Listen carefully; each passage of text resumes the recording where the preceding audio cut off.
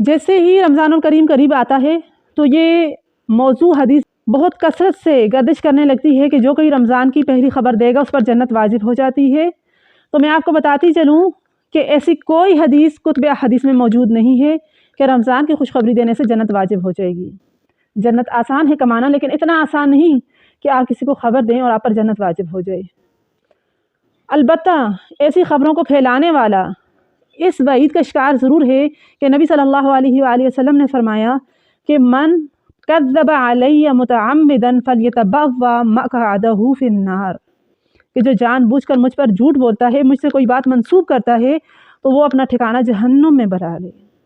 تو جو چیز حدیث مبارکہ میں مروی نہیں ہے اسے حدیث میں داخل کرنا اور نبی علیہ السلام کی طرف منسوب کرنا خود کو اس وعید کا دار بنانا ہے۔ لہٰذا اس اویئرنیس کو جلدی سے جلدی پھیلائیے آگے، تاکہ دوسرے لوگوں کو معلوم ہو سکے کہ یہ موضوع اور من گڑت حدیث ہے، اس کا حدیث سے کوئی تعلق نہیں ہے، اور وہ اس جھوٹ سے بچ سکیں اور اس جھوٹ کو پھیلانے سے بچ سکیں اور اپنے آپ کو اور اپنے اہل کو جہنم کی آگ سے بچا سکیں۔